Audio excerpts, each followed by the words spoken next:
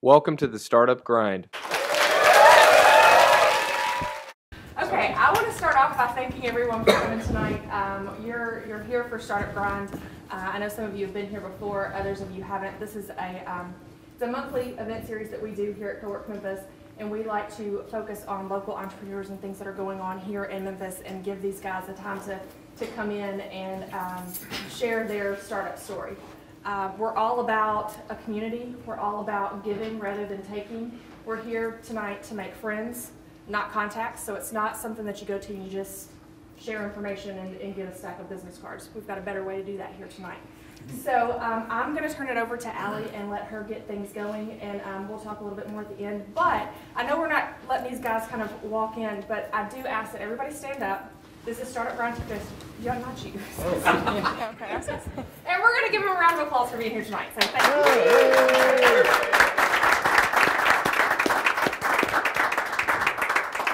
A pre-performance clap. Yeah. No. That's pretty good. All right, well, welcome. Like she said, my name is Allie, and I'm here tonight with Chris Cooper and Charlie Turner from GWIG, which stands for Go Where I Go, the first ever digital referral app. So we're going to start off. Chris, could you tell us a little bit more about yourself? Sure. I grew up in the mountains of North Carolina. I did my undergraduate at Wingate University in Charlotte and finished there and moved to Memphis and did my doctorate in optometry here at Southern College of Optometry. And when I finished my training at a hospital in Albuquerque, New Mexico, I actually got back to Memphis through the jungle of Central America. I was actually there on a humanitarian trip seeing patients. And from there, I actually worked with a colleague who had an opportunity for me to come and practice here in Memphis. And so I took that opportunity and came and joined a practice here. And, you know, I went in like most people with their first job. I didn't have a background as an entrepreneur. I didn't know really which way was up and kind of made all those mistakes. Unfortunately, had some good colleagues that were there to help me along the way. With that, you know, it was over 15 years ago. So it wasn't about social media. It wasn't about Facebook. The big marketing decisions back then were about your yellow pages.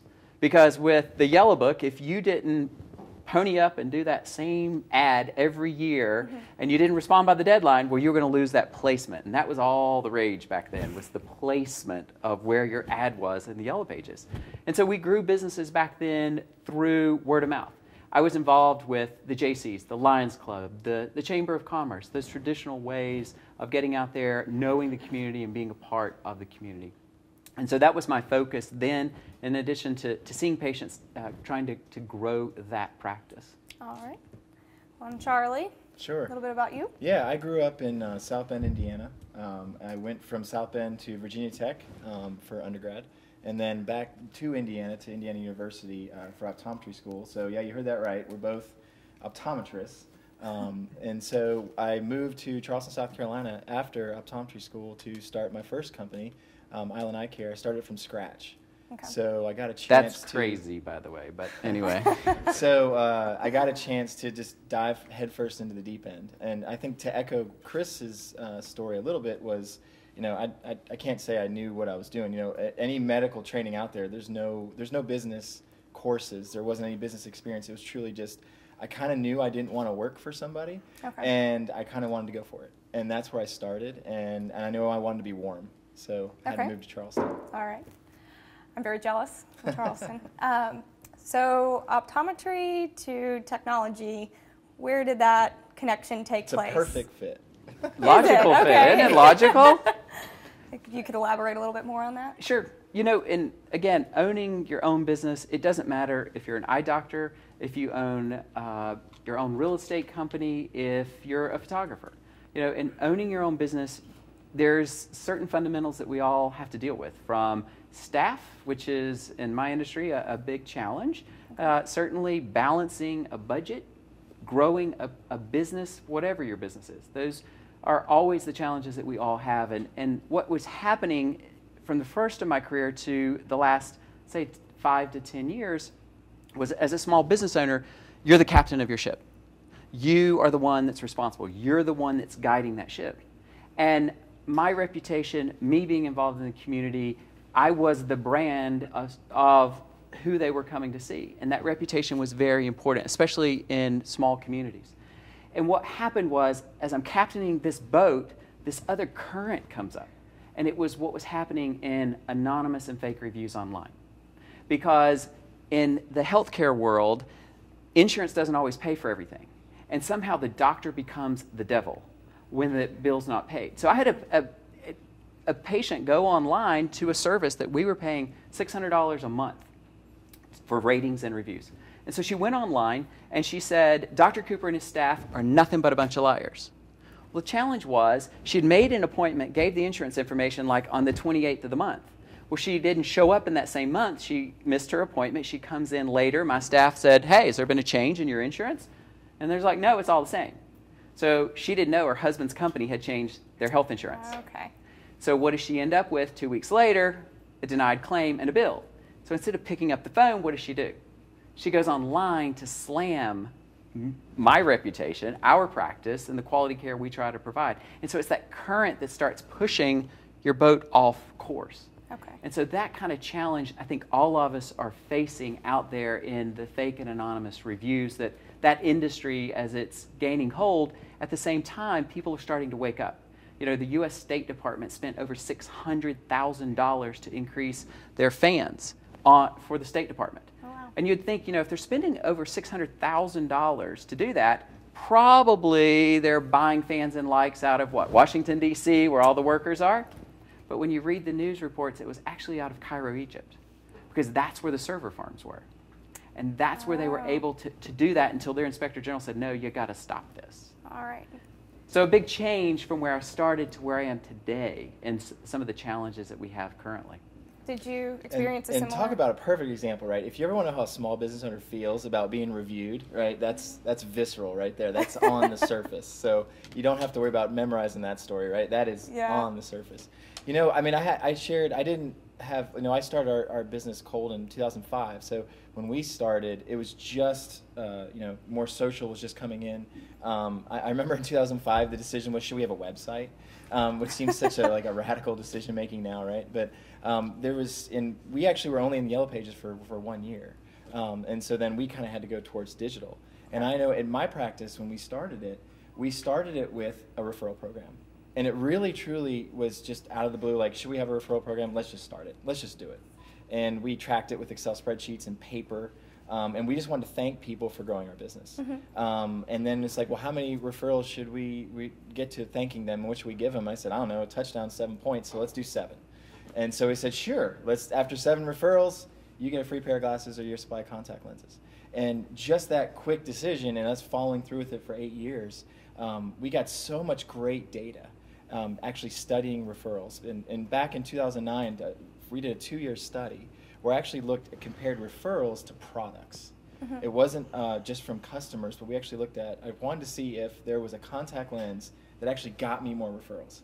So if they were medically equivalent, and as a doctor, there's so many products you can choose from. Right. But if one product, hey, more people are coming in because of this, then you should take a look at that. And after that 2-year study, there was one contact lens that got 3.6x the referrals to 1. So in my office, that was the difference between $242,000 versus $70,000 in 2 years, just by one product choice based off of referrals. Wow. And ever since then, that was more of a spark for me to be on a referral journey, to say, you know, I know there's a lot of advertising out there, there's a lot of mediums out there, but I focused on our happy customers. And then when you start focusing on that, all you think about is how can you make your experience just slightly better. So if you ever want to know what the equation is of a referral, it's expectations plus 1. So whatever your business is, just do a little bit more. So in the medical landscape, we expect to wait. So all right, you don't have to wait at my office now. So if you expect to have paperwork at the front desk, okay, well then have it on your website, right? So if you look at every inch of a business, just do it just a little bit better. So when you exceed expectations, you get referrals, and that's what small business owners want. And so that's what my whole experience with growing a business was. Is we certainly tested out a lot of the same things that Chris did. But we went on a referral journey from the beginning, and it really grew our business well beyond what we expected to have. So out there, there's ratings, reviews, and so we said, there's got to be an alternative. There's got to be a better way. That what all entrepreneurs, that aha. So, we had to give referrals.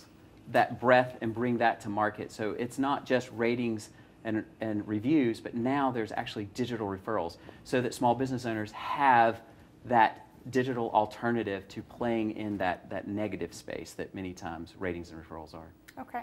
So where did the connection between you two come into play? I know obviously you guys had very similar stories and experiences with your own businesses. So where did you meet? When did GWIG start? Yeah, well, Chris is actually was, I guess, my boss, I guess you could call it. Chris, well, tell your story about J&J. Okay. So part of what I did before GWIG, I started their professional liaison program. So I had a team of 20 doctors around the U.S. that did lectures on corneal physiology and practice management and all this good stuff about being really boring in this room. I was going to say, really easy. But anyway, to the eye people, it's all great. So that's what I did for J&J for 9 years. So I worked with cross-functional teams from sales and marketing and regulatory and bringing that out to the world of sharing about successes with the Acuvue brand products. Okay. So with that, I hired this guy 3 years ago. So he joined our team back 3 years ago. Yeah, I had to audition and give a public speaking 20 minutes and things to say, can I be on the team? Yeah, a little bit, yeah. and you know, that South Carolina had gotten way deep into him real quick. Really? So the very first coaching rule was... Right, so I always say that, so Chris would actually come to your first 2 events when you did public speaking. And I always said I was the coach and mentor, right? Yeah, so he came to coach, which basically his goal was your first event, he wants to rip you up. Oh, no. He wants to rip you up. He wants to say, look, these are the things we can do better. But the way Chris did it was, I always said that one of the best compliments you'll ever get is to be insulted by Chris Cooper. Because even when he's telling you all these places where your hour-and-a-half event or whatever it may be might not have gone as well as you did, and you know it didn't maybe go what you wanted. Right. Chris was our coach, and it really helped to kind of guide us through that public speaking moment, because it's not easy. It's not an easy thing to do, and to have him there to coach us through that. But he did that all across the country. So that's how we met, and we've had that relationship for 3 years. Yeah. And so, when we had our spark moment for GWIG, basically, is, so I was actually coming back from an event, and actually it was in Memphis. It was a public speaking event in Memphis. And I was sitting in the middle seat of the plane, in like row 20, whatever. This is before I had status. Oh, yeah.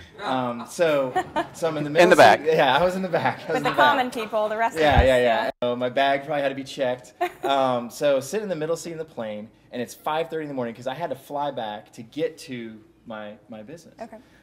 So I'm sitting there, and it's 5:30 in the morning, and 2 people in front of me sat down, and they had to be salespeople. Because it was 5:30 in the morning, and they couldn't stop talking, right? It's like they already had 9 cups of coffee. It's like, okay, they're in sales. So for the 45-minute flight from Memphis to Atlanta, just, right? And you're sitting there like, God, won't they shut up? It's 5:30 in the morning, right? So, but this was just a huge moment for us, because this is actually kind of part where GWIG came from. So they're getting up. They're both kind of saying their exits as everybody's getting on top of the plane and getting out.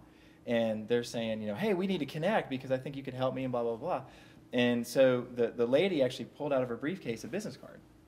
And the guy kind of looked at her like, what do you want me to do with this? Like, he had his bags in his hands and everything. Yeah. He's like, oh. And literally that second, I had a vision for, because we'd always been talking about referrals and giving something to our customers to refer us, and we want to know the data so we can thank them, but we never really knew the medium. And the second I saw that guy get grumpy about saying, what do you want me to do with this business card? It was just instant. That boom, if we can create millions of business cards to pass digitally with all that live information on it, and then loop the businesses back in, and that's literally where it came from.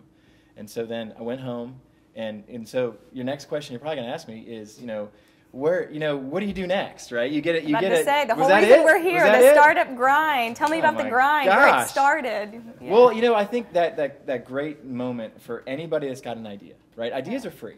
Right? Everybody's got one. Everybody's got them. Everybody's going to have them their whole life. But then what do you do next? What's the next thing that you do?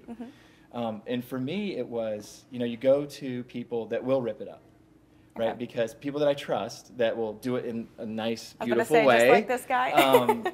And then my wife, Erin, I tell her all of my ideas, and she is not as sweet as Chris and telling me that this is stupid. Like, you need to quit talking about this. So I went to Erin, I went to Chris, actually, and a second person I talked to about GWIG, and I just kind of started telling them the vision for it. I hadn't thought it all the way through, but I said, look, this is it. This is the way that we're going to do it. And that's actually a funny story, too. So So when I told my wife the idea, and she's like, what would you name it? Like, come on, let's go. What's the name of it? What's the name of it? And so I said, all right, this is awesome. You're going to love this, right? Of course she didn't. But as I said, I got a guy. I got a guy. This is great, right? I saw this Italian-American, the hat. Like, I got a guy. That's what you say, right? When if you need something, like, oh, I got a guy. I got a guy. Do you know what that is as an acronym? So her reaction was, no, stupid. Instantly. And I was like, are you kidding me? I thought about this for hours. This is fantastic.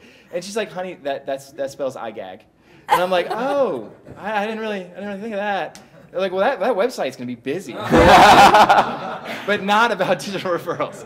So we had to go back to the drawing board on that one. But that was great feedback. So I Got a Guy is not live right now. But full credit to... Yes, full credit to Erin. She smacked me back and said, nope, you got to go back to the drawing board to really think through how you would actually name something like that. Yeah, an acronym is pretty important. So after that, since we all at one point or another think that we have a idea that's profitable, so where do you take it from there? So you had Erin, you had Chris. Did you do any focus groups or any other research along those lines? Yeah, you got to talk to those people that will be really honest and really blunt with you and take that good advice. Like we met with people from both from Charleston to Memphis, friends and colleagues that we had around the country. Because in the work that we were doing, there was an opportunity to meet with people all over the U.S. And so that we took that opportunity not just to hear from one segment, but to be able to reach out to colleagues in different industries around the country. And then look at what really was a consistent theme to that. And one of the pieces that we got from Michelle Hodges, she was really big about if you're going to pass a digital referral to someone, that business shouldn't know that I've sent my friend to your business until my friend is ready to go. Because no one likes spam. So we were committed that spam was not going to be a part of this app. So listening to those themes, understanding what's going on in those focus groups, and then applying it. All right. What'd you add? Also what I love too when we talk to so many folks from everywhere, I think something that I learned was, so I certainly had a vision for it, and then a good friend of mine in Charleston, Todd, said, don't be too rigid. You think you've got something, but allow everyone else to kind of shape it and make it organic. So, where we started it was a slightly different place, certainly by the name, but also with the technology. And by feedback from everybody we did a presentation from, we always had a rule that every presentation we did, we had to take one thing away from it. Not 10, not 20. I don't care if there's 100 people in the room. We want one thing. And it might be one thing not to do next time, but we have to get one thing out of it. So everything felt like we were moving forward. So I think we did that pretty effectively. Right. But most of our demos, it started to shape the product. It really changed the product as we started moving forward. So GWIG is probably more of a group effort that guided from all those different things. And we wish we could put everybody's names on it and stuff, but it doesn't look as good as just the refer button. So. Well, so going forward, so you have all this great advice. And has it just been you two? Have there been other people involved as far as the whole software development process? If you can walk us through that. Yeah. So how do you go from an idea then to tell the story, right? Because we can't just walk into the room and go digital referrals, boom, drop the mic, right? Like that's not. We couldn't do that. We weren't that good. So we needed something to tell the story. So we went to Spark. Spark's a software company in Charleston, South Carolina. I went there with my idea. I said, this is what I'd like to do. And they're like, hey, it's going to be whatever, a couple $100,000. I'm like, okay, look, no, I'm not. We're not ready for that. Right. So let's just build a prototype. Let's strip it down. It's not functional tech. I just need a story to tell because I need to guide people through what we're envisioning, how users are going to use it, how small businesses are going to use it. So we built a prototype for $8,000, and it allowed us from basically June of 2013 through October to go out and tell our story. And so I could give a visual, which helped just tremendously. I would do that again 100 times in a row. Build it as cost effective as you can, but you got to go out and tell the story with visuals because then people can get in your space. And then we had to do the stuff that he deals with, which is like lawyers and contracts and all the type A people things. So you elaborate on that a little bit more? No, that's the whole story. That's it. Oh, okay. Think about your worst doctoral thesis, the worst term paper you ever write, and it's called a private placement memo, and you really do need a JD and a PhD to be able to do it, I think, effectively, but part of preparing for investors is that you have to go through that process, or SEC filings. And to be able to do that, one of us just rolled his eyes and said, no, not me. Yeah. So that's where I exactly picked how it it happened, up. Actually. Yeah, it's for the most part. Exactly So it's that truly that grind for the early days for me was preparing that, working with the lawyers, being sure that we were SEC compliant, and being able to articulate to investors what the risks were, what the product was like, how it worked, and you had to, from the Mongo servers that run in the Amazon cloud for us, to what security is like, to what the return on the investment calculations look like, how we're budgeting our money for the first 3 years, and then you have to lay out the landscape. So who are like-ish competitors out there in the market space, and what are their opportunities, what are their challenges, and likewise for the product. So it's when you're done with all the financials and everything, and then that's what you use in sharing with your investors so that they understand more tangibly what they're really getting into versus the great story that might be told. I was going to say, Which probably is all need that something on matters. paper Yeah. to hand to someone.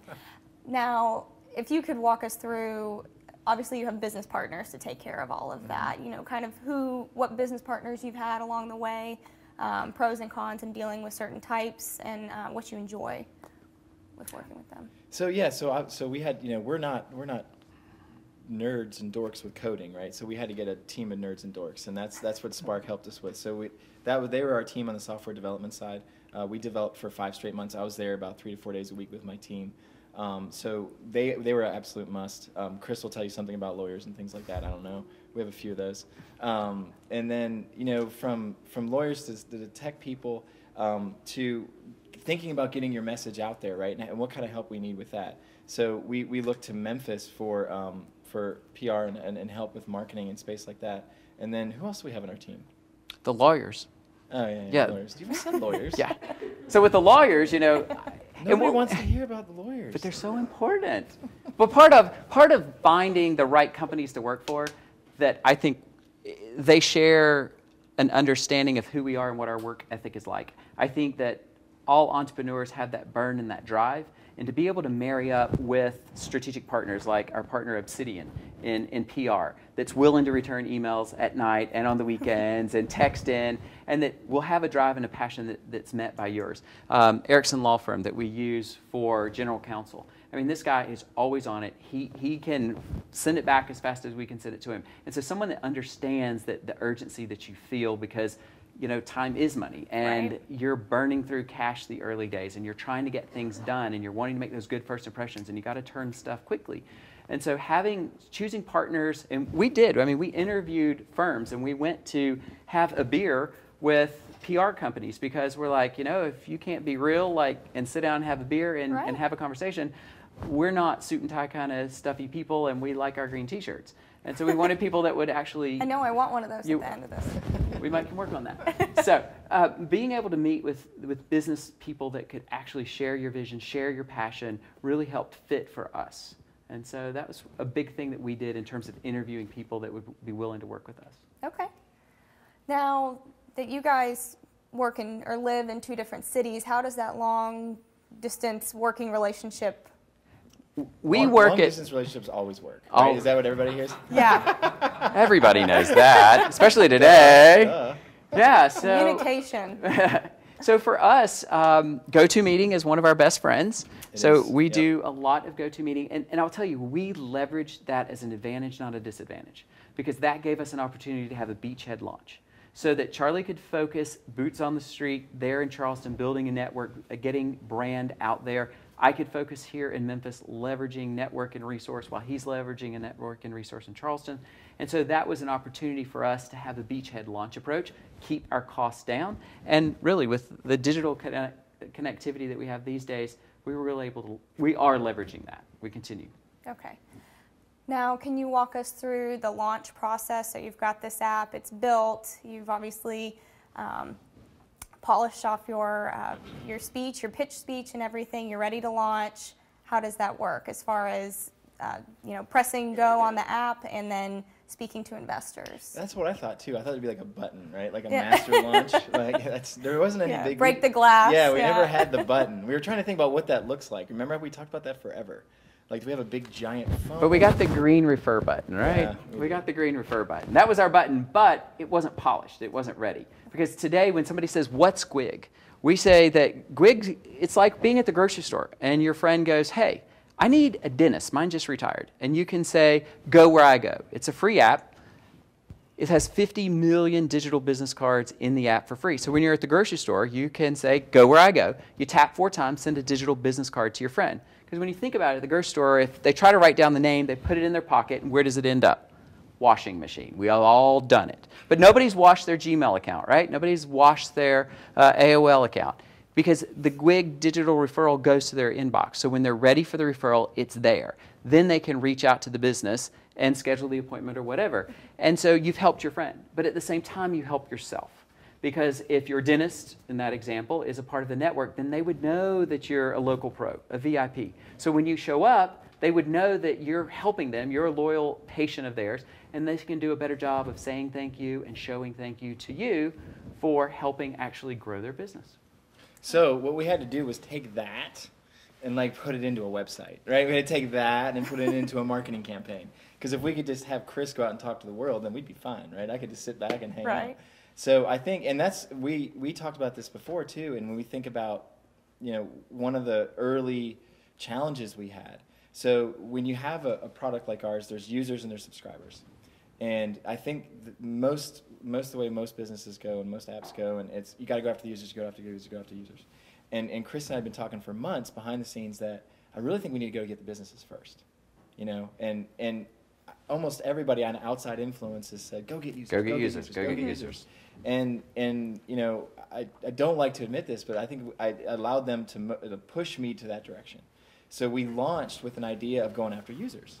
So when we launched, we did a few campaigns saying we want to get free downloads, we want to get users. And after 3 weeks, we realized that while it's not too terribly difficult to get a free download, it wasn't sticky. You know, the app wasn't sticky for the user.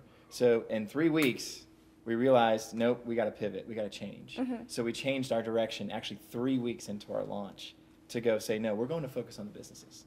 Because think about it, if you have 2 million people on the GWIG network, but none of them live in Memphis, nobody's going to be able to, you know. Right. So it's got to start at the business, because the business has the relationship with that loyal customer. And so they can incentivize and reward and say thank you to those people. So when the business goes after their customers to download the app and therefore refer us and favorite us, then we get our users. Right. So it flipped from where the original plan was. I guess in the big scheme of things, that being a learning moment, what did you take away from that and going forward? Learn fast, you know, and it's actually hard, right? Because when you make a plan and then you got to switch it, because you go, this is wrong. This is not the direction we want to go. So it's like we got to switch it, and that's not an easy thing to admit to each other and to say we got to go do it. And then it's like, nope, we got to flip our efforts. And then that wasn't an easy thing to kind of conceptualize. But then once you're convinced, it's like, okay, screw it. But it also directs you when you're a startup and you've got that lean budget to say, wow, I would love the whole 9 yards display or whatever. Wouldn't we all? And do I want to invest there? Well, 3 weeks later, that may be really trash. And so to test and learn, I think is the big piece there, and be ready to pivot. Everybody says you've got to fail fast. No, you got to learn fast. Okay. It's a failure if you're not learning. You've got to learn fast and apply what you're learning. Spend on that dime. So, what's next? Going from there. Now that you've recognized that and you've had to change, where are you going from here? Yeah, so we had kind of a multi-level approach. So it's I cold call. I go to local businesses. I talk to one-man shops, one-woman shops, one business owner type places. We focus on strategic accounts now too. So some of the bigger fish in the world that would buy multiple thousands of subscriptions. A lot of companies are looking for value-added products to help small businesses grow, and that's been quite a bit of focus for me. Chris has had quite a bit of focus on our GWIG Gives Back, which is our nonprofit side. So you can share a little bit about that. Can I say elaborate? So with GWIG Gives Back, I started in practice and being in the community and doing that network. And most people join nonprofits, be it a Lions Club, a Chamber of Commerce, the Women's Club. They join the JCs, these different organizations, because they want to make their community a better place, but they also want to grow a business network. And so we see GWIG as part of that glue, so that those people that are part of organizations, they can sign up for a subscription, an annual subscription to GWIG, and we give back $60 to those nonprofits to help them continue to do their good work. Because all of us who've been involved in nonprofit work know it's a constant of trying to generate money and keep going. So we see GWIG as being able to fuel that change and keeping money local, because when you think about it, it's local businesses that are supporting the Little League teams and all the good things that happen in the community. And so it's our way of giving back and helping the business grow, while the business in turn is helping these nonprofits continue their good work. Which also, by the way, is kind of an interesting partnership conversation, because Chris is sitting there telling me how he always wants to give money back, and we don't have any. So, like, for me, it's like, what are you talking about? Like, this is a terrible idea. That's another chicken or the egg. Subscribers, users, nonprofits. But, you know, and that's something that I think has really worked for us, because, you know, when Chris is so passionate about something, it's like, all right, done, let's do it. Let's go for it. And I know that's something we talked about with, especially when you're in a partnership or you have to look for a partner or a co-founder with you. You know, this is Chris's line. I'm totally going to steal it. But it's, you know, when you talk about projections and did you do what you had to do? And did you make the dollar amount and all those things? Of course, that's what we all want to talk about. Right. But when you think about your relationship with your business partner, your co-founder, it's, you know, what's the commitment? And that's the thing that you can always uphold. So if you say, hey, I'm going to do this work, and I'm going to be here, and I'm going to be here these days, these nights, I'm going to answer your phone call at midnight, whatever it is, really, that's how we hold each other accountable. And it's really been easy for us, because as we've had to pivot, we had to make tough decisions, the commitment's never been challenged. And that's something that is the thing you can always commit to in a business partnership. So no matter which direction the business goes, you know, we haven't had to have tough, you know, conversations too many between us, because the commitment's been there. And so that's because success is not guaranteed. So if you're truly going to live out a vision and a passion, you know, in doing it with someone, be sure they're not like you, because if they're exactly like you, what's the added value there? I mean, the whole goal is to have a team. If both of you are going to carry the mantle, well, he can't find his shoes in the morning, so how's he going to handle the legal stuff and keeping all the business part together? I mean, that's what I do. But at the same time, all his shoes are in right angles and aligned all the way up. All right. Yeah, and if we have to have a meeting in 4 minutes, so you can borrow his. Yes. If we have to have a meeting in 4 minutes, he didn't get a chance to prepare. But at the same time, if you gotta come up with something real quick, Charlie's always really good about visioning and having creative ideas. And so it's that balance that having a co-founder, working with someone, really makes it fun. Because you're not guaranteed success, but you've got to decide if this is something that you want to invest years of your life doing, and is it with a business partner that really is fun to hang out with and get to share this journey with. Very lucky. Now, before I don't want to get too far off the topic of GWIG Gives Back, how do you communicate that to nonprofits that this is available? Sure. So obviously at GWIG.com, there is on our website there about registering. We actually launched with the U.S. Junior Chamber of Commerce as a partner with them in helping them continue their work all across the U.S. So we help their organization. We go to national meetings of nonprofits and letting them know about GWIG. We go to local organizations, like here in Memphis, Memphis Heritage, for example, Mid-South Spay and Neuter, just different organizations around town that are really making a difference in a community. Again, trying to help them do their good work and supporting their volunteers who happen to own small businesses who depend on referrals to grow their business. Okay. So it's a good synergy. Very. What would you say the big, excuse me, the long-term goal for GWIG is? What do you eventually see this being? Chris probably sees a lot more contracts. You like writing those secretly. Hey, but if contracts have zeros at the end, that's always great, right?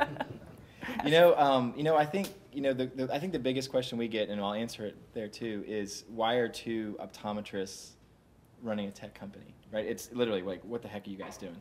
And so I think if there was a list that said all of the people you would pick to run a tech company, I don't even think we'd be on it. If no. it were, it'd be like I wouldn't put me on it. 48 million. You're an inspiration to us all. But I think if you asked the question a little differently, if you said, well, what two people would we want to put in charge of a small business solutions company that know what it's like, the pain moments of running a small business, can go articulate that and talk to small business owners at their pain points and come up with a solution that's cost effective, that's 1/6 the cost of the marketing that you're spending on like-minded products, that's actually going to grow your business. You know, we wanted to actually have a product that could prove itself, that says, look, with one click of a button, you'll see if you're making money or not. And that's just not done in the marketing space. So if you had to pick two people to do that, I would put Chris and I up against anybody in the world. Because we see it as a small business solution, and we know small business. It just happens to be driven through an app. Okay. Now, when you walk, let's say I'm a business and I'm interested in GWIG and becoming a subscriber, can you walk me through that process of reaching out and how you contact and work with them through that? Yeah, sure. Just like Chris said, GWIG.com, there's a button that says happy customers and business owners, and you click right on business owners and go right to sign my business up today. And then once you start, we've developed some marketing materials and things and implementation strategies, and that was big for us. We didn't just want to accept dollars from paying customers.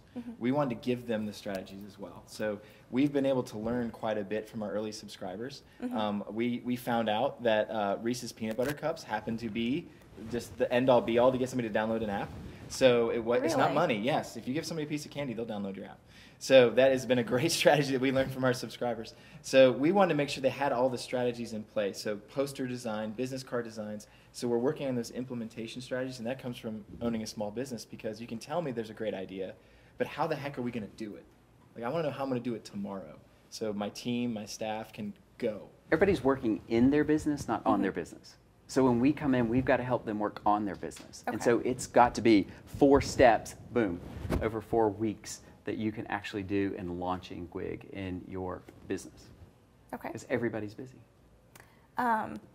Now speaking, I don't know if we've touched on speaking to investors, and this might be backpedaling a little bit, but can you walk through that, how that process has gone for you, and maybe some learning moments in that? Do you want to highlight how great Memphis is? Well, I'll tell you, as a city that's great and under the radar, I think, for entrepreneurs, it's Memphis. Because here in Memphis, we did over $250,000 of investor dollars here through cocktails and conversations, of talking with small business owners that understand the impact that negative reviews and ratings can have, because they came to the table understanding the power of referrals and growing their business. And so that was key for us. And then as trying to get started here, there are great networks that are here. Cowork Memphis, a great place to come and office out of. It's time to grow up and leave Starbucks. You know, you can actually have a business meeting here. We've got them, we've got Emerge Memphis, we have StartCode, different organizations that are committed to helping entrepreneurs get going, get in the accelerator programs that are available here in Memphis, and really give your dream legs and help it take its vision and really get down to and work it so that you can make it be a reality. And Memphis is the right place, it's the right time to actually do that. That's that was just a benefit of by chance of being here and then getting here, learning what Memphis has to offer to new companies. You know, and then one tip I think I would offer for any entrepreneur looking for funding, something that Chris and I did is we did a selfish exercise where we said, let's be extremely selfish. Let's say, who's the perfect investor, not just, hey, anybody that'll give us cash. We said, who are the perfect person? And when we sat down, who would be that perfect person, is we wanted small business owners. You know, we wanted people that not only said, we believe in what you can do, but then they would actually want to go put it in practice and put it in play. So not just somebody that would just write a check and walk away, which we would take, by the way. But we really said that's what we wanted to do. And we actually did most of our fundraising, almost all of it, by word of mouth. Like, you know, we didn't have to seek, you know, any sort of major venture firms or anything like that. It was truly just, you know, like Chris said, the small business owners that we knew and reached out to, and the network here in Memphis was fantastic. And they really just believed in the mission, believed in us. And it was great because we could be selfish, which was awesome. And get really good investors. Well, and I guess one of the main things that I'd like to takeaways for everyone here, your big aha moments or you know, things that you wish you would have done differently. Is there anything that you haven't spoken about that might be good advice for all of us here? What's yours? I don't know if I have one. Do I have one? I have some. Oh yeah, I know what I got something for you. So Tell them about. yeah. So when He doesn't know what he's going to say. Gonna Let say- me tell you, it's no, all it's there, it's vision. there. Yeah, no, I'm there. Yeah, I'm there. Vision. So when you when you bring somebody onto your team, and I recognize this with our software partner and with really anybody that's going to be touching your product, what you definitely need to do, and it's something that I definitely failed on, was make sure everybody knows the whole story. Don't let someone else. Don't let a project manager tell the people. So it's your story, and so it's just you got to tell everybody on the team. I don't care if you have a salesperson, a software partner, Design anybody that's guy. on your team. They want to know the whole. I want them to have the whole story because we get so excited to go, Right. go. But then 12 weeks later, the product looks different than you expected, and so really sharing that whole vision is huge. And I know that's something that I wish I would have done at the very beginning of development, was make sure everyone on the team. We had 10 to 12 people developing. And so not everybody was in that room when we started the first project. day.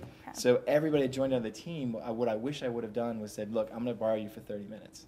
And it Okay. so would have been worth it So just to say, look, personally. the whole story, what the product is and where we're going, because it might have been a little sleeker and some speed bumps that we had in developing if we would have done that, I think. They got to hear your passion. They got to hear your vision, and not from someone else interpreting that for them. Well, you're the source. You have the best Yeah, story. absolutely. So before we open it up to question and answers from everyone else in the room, is there anything else you'd like to share? Some of the questions that we get and meeting, again, there's a big entrepreneuring ecosystem here in Memphis, from the university, the Cruise Center. I mean, there's just all kinds of networking going on. And we get together and we talk and we share ideas, and people are like, well, what are good resources? And technology is what we do now, and certainly is what's helped us. So keeping everything organized is a little theme of mine. And so, we use like Basecamp. Really? Basecamp helps us keep everything together so that we know what's going on. That's been a big resource for us. Obviously, GoToMeeting. And one of the things that we like to do is read the Pep Rally Journal, Entrepreneur Magazine. Okay. Because, there are some long days, and there are some, and you don't always hear yes, and you don't always get that excitement and that passion reflected back to you. And so that's been a resource that we tend to read on planes going back and forth and kind of get a little pickup energy on that. I mean, what'd you add? Yeah, that's good.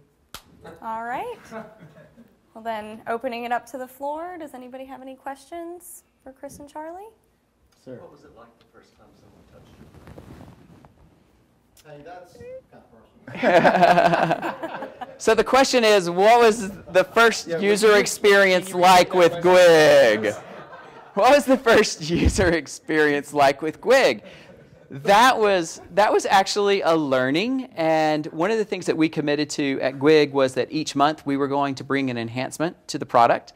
And what we found out as they touched our product for the first time was that people are really happy on their phone, and they would end up crashing their phone.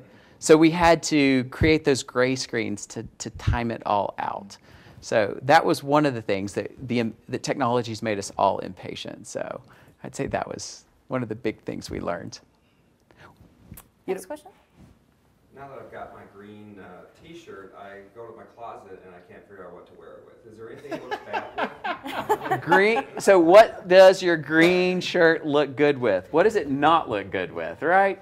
I know, that's why I want one.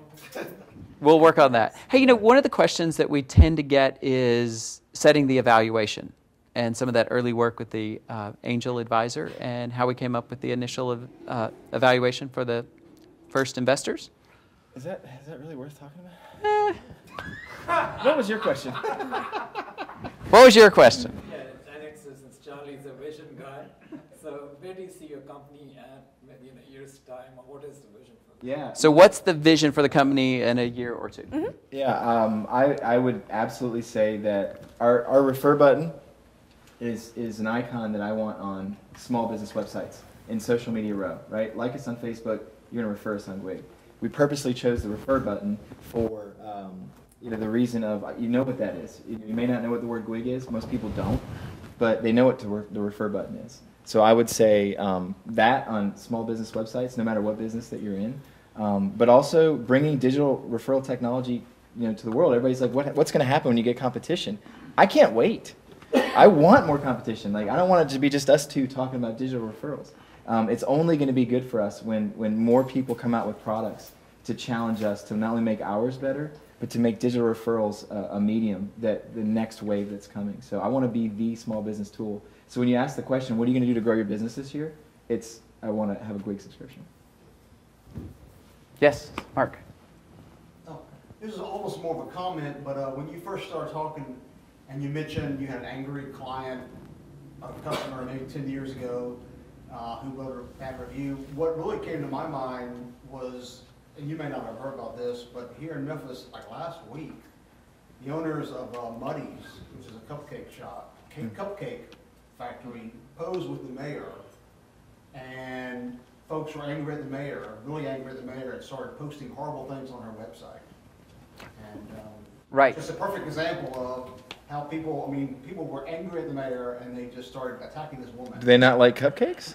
No, people are really angry at our mayor right now. So people being mad at the Memphis mayor and taking it out on a business that has an affiliation because she posed with the mayor for a photo, and so everyone's boycotting her business. You know, I think, you know, there's over 75 sites now that you can go on and you can rate or review. Negative. Like we always call reviews strangers. So, you know, they're strangers you can trust because you don't know who they are. So, you know, for us, you know, I know there's a lot of sites that you can do that on, which is why we like to call ourselves the happy app, right? It's nothing but happiness. So certainly there's going to be a lot of negativity or really things you can't control as a business owner, which kind of underscores a little bit about what we've gone through in our development and kind of where we want to have a vision for that digital space. Because when you think about a referral, it by default is a 5-star review because you're not going to send a friend to a business that you don't truly love because you're putting your seal of approval with it. And that's the power of referrals in growing small businesses. And so there's no way to send, you know, there's no such thing as a negative referral like with negative reviews. So, yes, sir. Have you had any positive endorsements or good feedback from some of the major IT players in the field? So IT players in the field joining on. So yes, we have an advisory board, and we were very fortunate to get to meet Rob Carter, who's CIO of FedEx, who gave some great insights and early feedback to GWIG. And we recognized early on you're guaranteed not to get those things you don't ask for. And so we took that learning and asked Rob Carter if he would be a part of our board and let us tap into him and some great insights that he could bring in helping bring GWIG to the world. And he said yes. He said there was only 2 conditions. One, we couldn't fuss when he couldn't make all the meetings, and we had to serve good wine. So we decided that was a partnership we wanted to go for. Yes? Do you think GWIG is a great way for businesses to meet other businesses? For businesses to be able to meet other businesses. So B2B? B2B. You know, the original, like, and that's what I love about, you know, our product. We built it generic enough to where I think it can be used in almost any space. You know, if you're, you know, especially with like the mortgage world, mortgage brokers have attorneys, they have accountants, they actually have give and pass a lot of referrals. The wealth management space is the same way. CPAs, investment planners. They give and receive a lot of referrals. And a lot of times what happens in those industries is they'll have about 5 that they pass referrals to because they don't want to just say, I only refer this one person. But then when you ask them, it's like, well, how many referrals are coming back? They never know. And so I absolutely believe that B2B side. And if I could add on top of that, you know, we were at one of our new favorite businesses in Memphis Orthopedic Group today. And something that I think they helped us understand is, you know, we were talking about their industry, and they get a lot of physician referrals. And so we asked them about that, and they get hundreds and hundreds and hundreds of physicians around Memphis to refer their business. And so I asked them, well, how many patients did you see last year? And there were over 50-some thousand patients they saw. So I was like, hey, that's your referral source right there, because you have 54,000 sales reps. You know, you do a great job in your business.